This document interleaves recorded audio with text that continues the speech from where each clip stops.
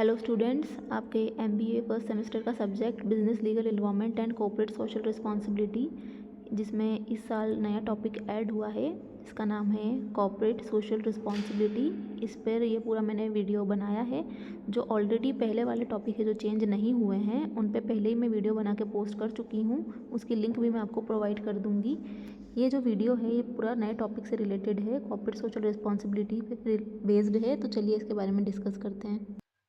Corporate social responsibility company की commitments होती हैं, रिस्पॉन्सिबिलिटीज होती हैं अपने सभी स्टेक होल्डर्स के लिए। और सोसाइटी जिस सोसाइटी में वो ऑपरेट कर रहे हैं, स्टेक होल्डर मतलब कि कंपनी के एम्प्लॉयज हो गए, बोर्ड मेंबर्स हो गए, सप्लायर्स हो गए और गवर्नमेंट हो गई। इन सभी के लिए कंपनी की कुछ ना कुछ रिस्पॉन्सिबिलिटी रहती है जो उनको फुलफिल करनी पड़ती है ओवर द टाइम। इसमें इन्वायरमेंट भी आ जाता है, वो इन्वायरमेंट जिसमें वो वर्क कर रहे हैं, जिसमें कंपनी ऑपरेट कर रही है।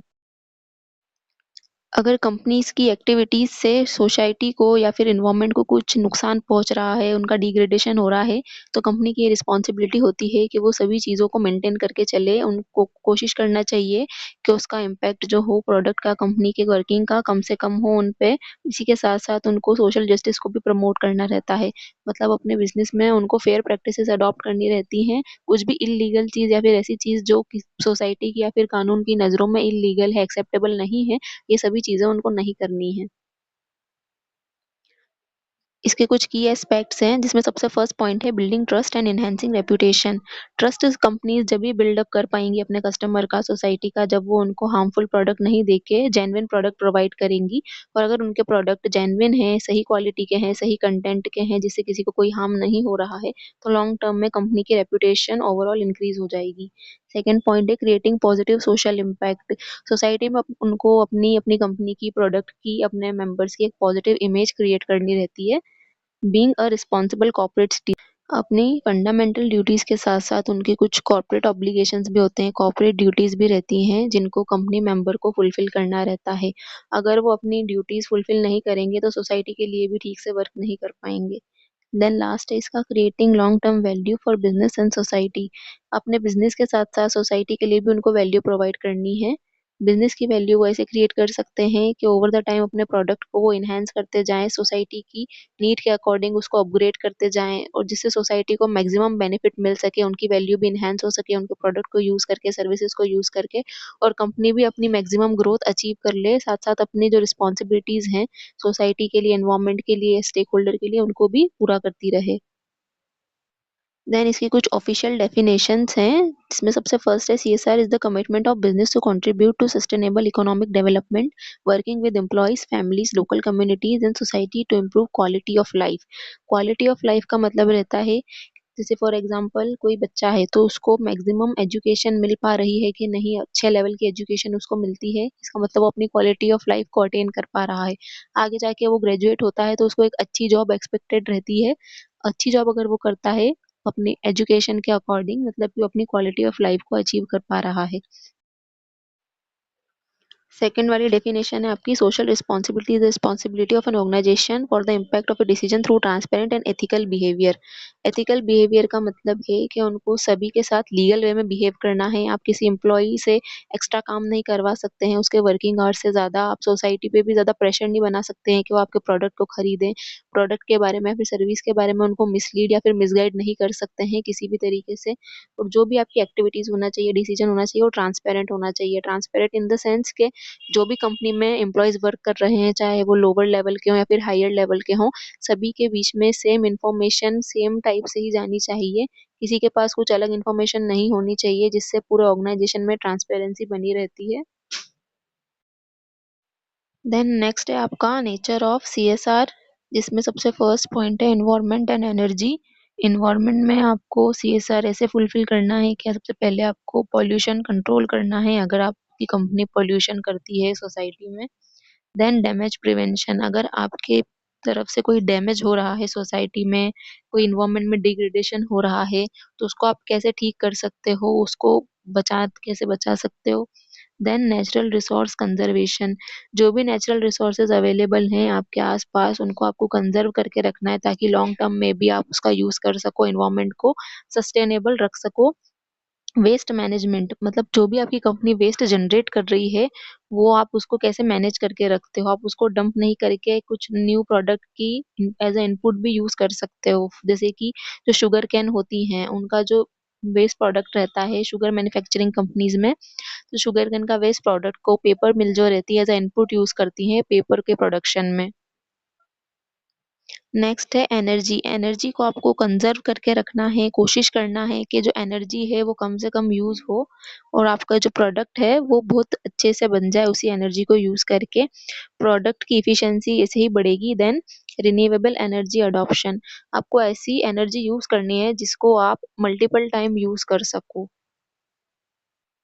इसके एग्जाम्पल के लिए कई बार देखा जाता है कि जो आउटस्कर्ट पर कंपनीज़ या फिर फैक्ट्री सिचुएटेड रहती हैं, उनको बहुत बल्क में पावर की ज़रूरत रहती है।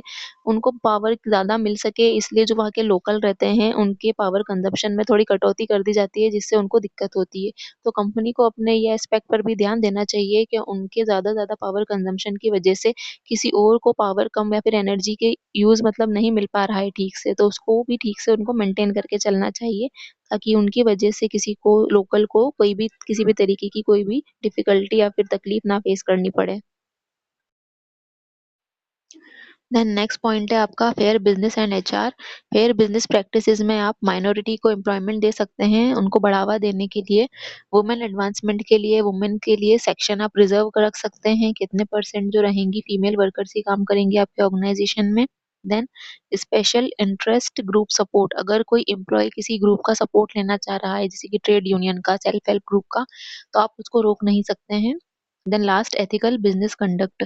आपका जो भी बिज़नेस आप कर रहे हो रन, उसको पूरा एथिकल वे में, लीगल वे में करना है। आप कुछ भी उसमें इल्लीगैलिटी इन्वॉल्व नहीं कर सकते हो, ना ही किसी को फ़ोर्स कर सकते हो कि वो ज़बरदस्ती कोई ऐसा काम करे जो लीगल ना हो या फिर कानून के खिलाफ जाता हो।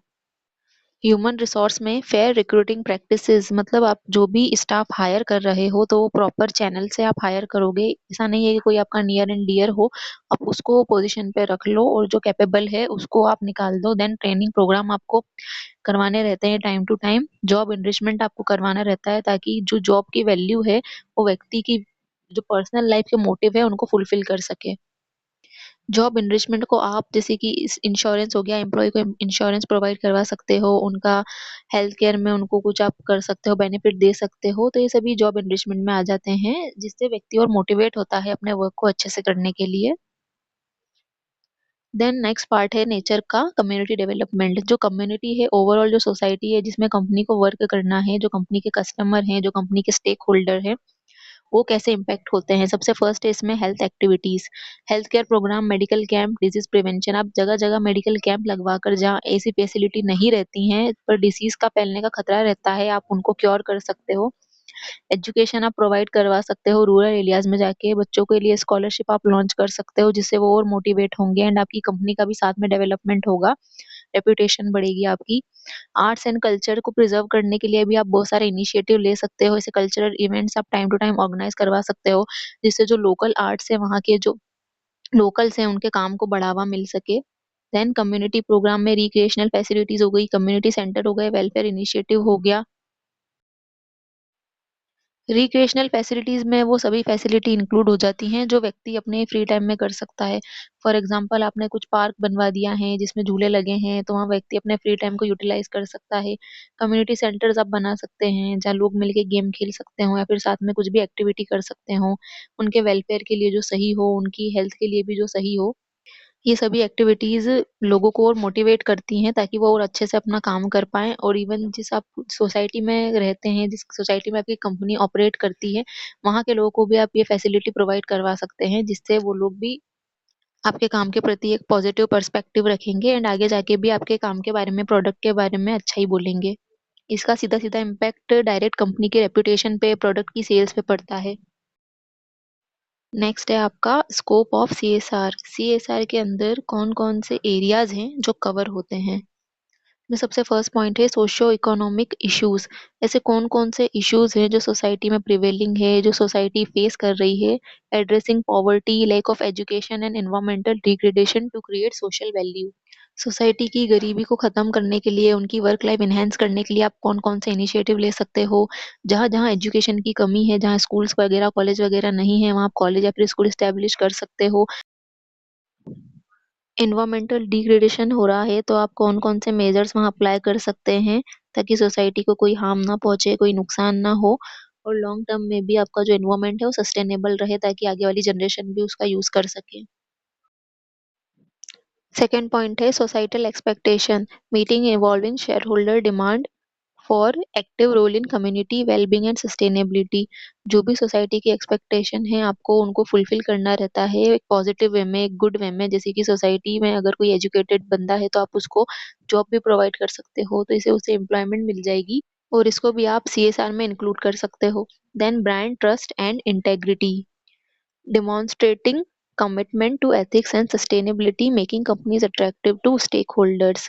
आप अब जो भी स्टेक होल्डर्स हैं आपकी कंपनी से रिलेटेड, जो भी इंसान वर्क कर रहे हैं, उनको आपको उनको आपको अश्योरेंस दिलाना होता है कि जो आपकी कंपनी है फेयर ट्रेड प्रैक्टिसेस में इन्वॉल्व है, इसमें कुछ भी इलीगल या फिर कोई ऐसी चीजें नहीं हो रही है जिनसे लॉन्ग टर्म में उनकी इमेज या फिर रेपुटेशन खराब होगी। इससे वो और ज्यादा अट्रैक्ट होंगे आपकी कंपनी में इन्वेस्टमेंट करने के लिए। देन फोर्थ पॉइंट है sustainable development, integrating sustainable practices for long term growth and environmental societal well-being। Sustainability का मतलब यही होता है कि किसी भी रिसोर्स को या फिर किसी भी ऐसी चीज को, रॉ मटेरियल को आप लॉन्ग टर्म में होल्ड करके रख सकें, उसको डिप्लीट ना होने दें, उसको खत्म ना होने दें, ताकि आने वाली जनरेशन भी उसका पूरा पूरा यूज कर सके। आपने बहुत सारे इनिशिएटिव सुने होंगे जैसे सेव वाटर और एयर पोल्यूशन कंट्रोल, जो कि ओजोन को डिप्लीट करता जा रहा है। तो ये सभी जो चीज़ें हैं लॉन्ग रन में जो आने वाली जनरेशन है उनके लिए बहुत हार्मफुल है, इसीलिए ऐसे इनिशिएटिव लिए जा रहे हैं ताकि इसके फ्यूचर इम्पैक्ट को हम कम से कम कर सकें। और अगर कंपनी अगर इस चीज़ में कंट्रीब्यूशन देती है तो वो अपने सीएसआर ऑब्लिगेशन को फुलफिल कर रही होती है। देन नेक्स्ट है हमारा legal framework of CSR in India. India में द कंपनीज एक्ट 2013 के अंडर सीएसआर जो है वो कवर होता है। कॉर्पोरेट सोशल रिस्पॉन्सिबिलिटी से रिलेटेड जो भी इश्यूज हैं या फिर जो भी रिस्पॉन्सिबिलिटीज हैं, जो भी ऑब्लिगेशन है जो कंपनीज को फुलफिल करने हैं, किस वे में करने हैं, कौन कौन सी एक्टिविटीज में करने हैं, वो सभी द कंपनीज एक्ट में मेंशन है। कंपनीज जो एलिजिबल हैं सीएसआर एक्टिविटीज के लिए, सभी कंपनीज एलिजिबल नहीं रहती हैं। इन्होंने कंपनी की एक लिमिट सेट कर दी है कि सिर्फ वही कंपनी एलिजिबल है जिनका net worth more than 5 billion होगा, टर्नओवर मोर देन 10 बिलियन होगा and net profit more than 50 million होगा।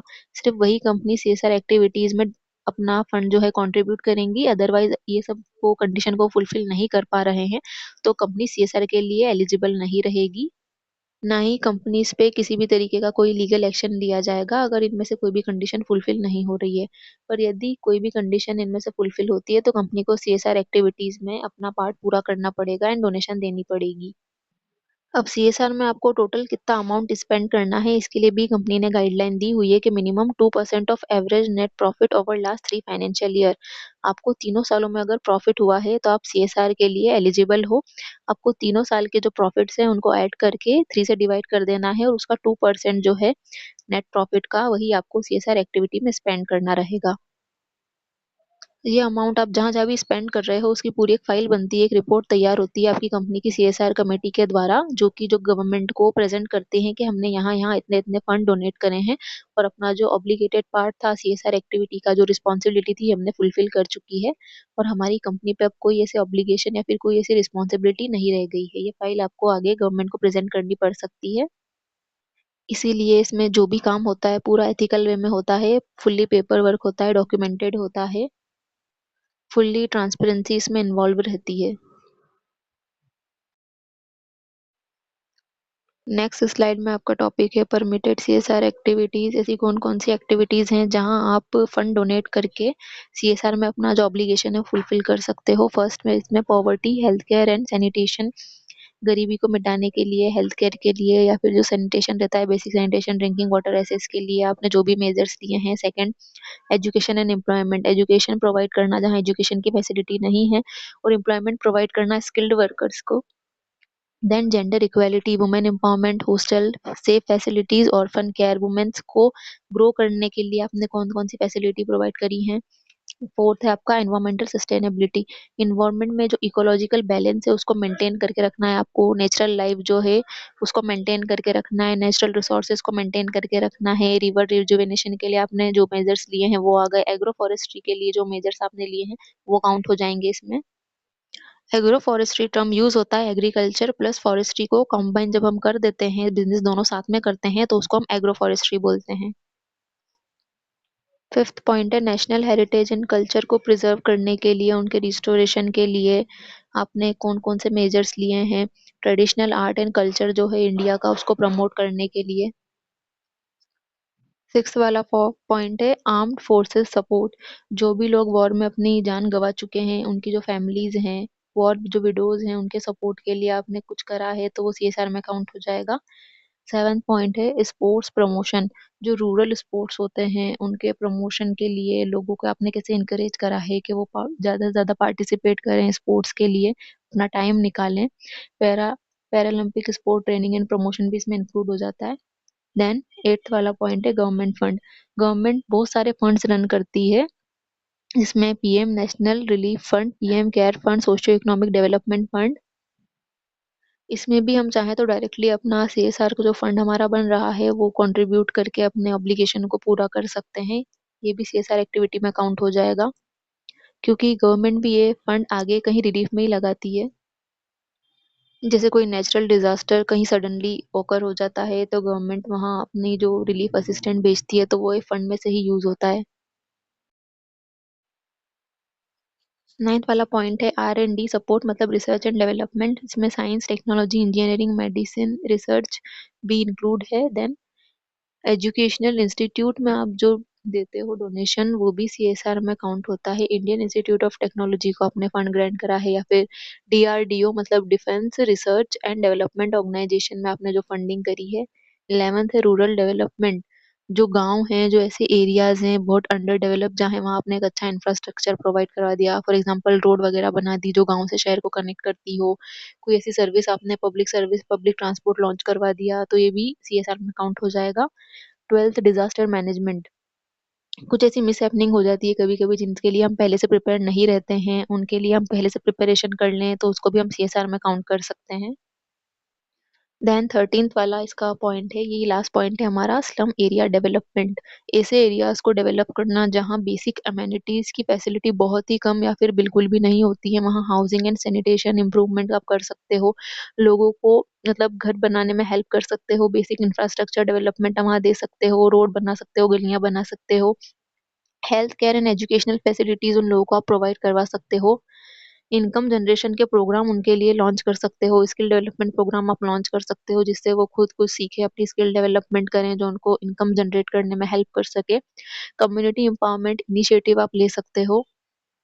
कम्युनिटी एम्पावरमेंट का मतलब होता है जब सभी लोग मिलके कोशिश करते हैं, सभी लोग मिलके एकजुट होकर प्रयास करते हैं किसी भी चीज को लेके। फॉर एग्जाम्पल अगर समाज में कुछ अशांति फैली है तो उसको दूर करने के लिए, अगर फॉरेस्ट डिग्रेड हो रहे हैं तो उसके लिए, अच्छी रोड बनाने के लिए, या फिर जो वुमेन्स हैं उनके एम्पावरमेंट के लिए, कुछ भी ऐसा जो मोर्चा होता है कम्युनिटी एम्पावरमेंट इनिशिएटिव के अंडर कैलकुलेट होता है। नेक्स्ट टॉपिक है हमारा सीएसआर इन इंडियन फिलोसॉफी। जो इंडियन फिलोसॉफीज में, जो दर्शन शास्त्र में सीएसआर से रिलेटेड पास्ट में जो भी डिस्कशन किया गया था, सबसे फर्स्ट है इसमें अथर्ववेद, जिन्होंने कहा है procure wealth with 100 hand and distributed with 1000 hand. अगर आप 100 हाथों के द्वारा वेल्थ अर्न कर रहे हो तो उस भी सेम वेल्थ को आप 1000 जो हैंड्स हैं उनकी हेल्प से डिस्ट्रीब्यूट भी करो। देन यजुर्वेदा ने कहा था enjoy riches with detachment, riches belong to the public not yours alone. इससे हमें पता चलता है कि जो भी आप अर्न करते हैं उस पे सिर्फ आपका ही पार्ट नहीं रहता है, इवन पब्लिक का भी पार्ट रहता है। Then Rigveda, plant trees build tank for community brings glory, let us walk together talk together and vibrate together. आपके खुद के भले के साथ साथ, अपने खुद के हित के साथ साथ आपको लोगों के हित के लिए भी सोचना है, काम करना है। आपका जो मोटिव है सिर्फ सेल्फ सेंटर्ड नहीं, जो पूरी सोसाइटी है सभी को ध्यान में रखते हुए होना, फुलफिल होना चाहिए। देन कौटिल्य ने कहा emphasised ethical practices and principle in conduct in business. जो भी आप बिजनेस कर रहे हो उसको आप फेयर तरीके से करो, आप उसमें कुछ भी ऐसी इलीगैलिटी इन्वॉल्व मत करो जिससे फ्यूचर में आपके बिजनेस को कुछ भी डिफिकल्टी फेस करना पड़े। देन नेक्स्ट स्लाइड में हमारा टॉपिक है सीएसआर इन रिलीजियस ट्रेडिशन। जो भी रिलीजन है उन्होंने सीएसआर को किस तरीके से ऑब्लिगेट किया है। इसमें सबसे फर्स्ट है इस्लाम धर्म, जिसमें ज़कात का ऑप्शन रहता है। A portion of one's earning must be shared with the poor in the form of donation, one of the 5 pillar of Islam. जो इस्लाम के 5 पिलर है ना, उसमें से एक पिलर है ज़कात का, जिसमें से एक पोर्शन आपको अपनी अर्निंग का डोनेशन में देना पड़ता है ऐसी फैमिलीज को जो पुअर हैं, जो अफोर्ड नहीं कर सकती हैं। फॉर एग्जाम्पल अगर आपकी अर्निंग 1000 रुपीज़ है तो उसका एक पोर्शन मतलब 250 रुपीज़ आपको ज़कात के लिए निकाल के देना पड़ेंगे। देन सिखिज़्म में भी इसका बहुत इंपॉर्टेंस है, जिसको हम दाशांत बोलते हैं, मतलब डोनेशन। ये भी ज़कात के सिमिलर ही रहता है। जैसे आपने देखा होगा गुरुद्वारे में या फिर बहुत सी जगह जो लंगर वगैरह ऑर्गेनाइज होते हैं, ये बेसिकली जो पुअर्स जो हैं उन्हीं के लिए होते हैं, ताकि वो अपनी बेसिक मील जो है उसको फुलफिल कर सकें। सिखिज़्म में भी जो भी ये लोग करते हैं तो एज अ कम्युनिटी, पूरी कम्युनिटी के सपोर्ट के लिए करते हैं और एकजुट होकर सब काम करते हैं। नेक्स्ट स्लाइड में हमारा टॉपिक है इवोल्यूशन ऑफ सीएसआर। इसमें सबसे जो फर्स्ट फेज था इसका फिलेंट्रोपिक इरा, जिसको हम बोलते हैं, ये प्री हिस्टोरिक से लेके तो 1940s तक था। इसमें जो बिजनेस रहता था, ये अपने जो ऑब्लिगेशन है उनको कैसे फुलफिल करता था, चैरिटी और डोनेशन देके। और जो वेल्दी पीपल रहते थे, जो रिच पीपल्स रहते थे, वो इंडिविजुअली चैरिटी करते थे एज अ बिजनेस। जब ऐसा कोई टर्म नहीं हुआ था सीएसआर जैसा, क्योंकि जो सीएसआर है हमारा, ये बहुत बाद में आया था इंडिया में। देन फेज 2 था इसका सोशल रिस्पॉन्सिबिलिटी इरा। इसमें जो सोसाइटी के प्रति जो बिजनेस थे, उन्होंने अपना एक ऑब्लिगेशन आइडेंटिफाई करा था कि हमें सोसाइटी को भी साथ में अगर लेकर चलना है तो उसके लिए भी हमको कुछ काम करने पड़ेंगे। इसमें recognition of business social obligation, then CSR become a distinct concept and business function, companies acknowledge their role in society. Same वही 1914 से लेके तो 1960 तक रहा था। देन फेज 3 में सीएसआर सिर्फ सोसाइटी या फिर बिजनेस ओनर तक ही डिपेंड नहीं रहा। ये जो भी जितने भी स्टेक होल्डर जो कंपनी में डायरेक्टली या फिर इनडायरेक्टली पार्ट रखते हैं, जैसे सप्लायर्स हो गए, एम्प्लॉयज हो गए, कस्टमर्स हो गए, कंज्यूमर्स हो गए, गवर्नमेंट हो गई, ये सभी जितने भी लोग हैं जो कंपनी में डायरेक्टली या फिर इनडायरेक्टली कैसे ना कैसे कंट्रीब्यूट कर रहे हैं, सभी के लिए जो थे कंपनी के ऑब्लिगेशन स्पेसिफाई हो गए थे। इसमें prioritisation social environmental responsibilities, multi stakeholder engagement approach था।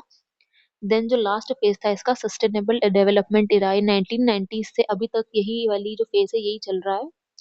इसमें हमने ओनर्स के साथ साथ, एम्प्लॉयज के साथ साथ, सोसाइटी और जितने भी हमारे स्टेक होल्डर थे उन सभी के साथ हमने जो है सस्टेनेबिलिटी को भी प्रमोट करना शुरू करा है। मतलब अभी जो चीजें हो रही हैं वो तो ठीक है, बट जो फ्यूचर में हमें चाहिए चीजें कि ये भी ऐसे ही रहे, फ्यूचर भी हमारा हर्ट ना हो, अभी के रिसोर्स जो हम डिप्लीट कर रहे हैं इसका असर फ्यूचर पे ना पड़े, इसके लिए हमने फ्यूचर के प्रति भी सीएसआर को डाइवर्ट कर दिया है।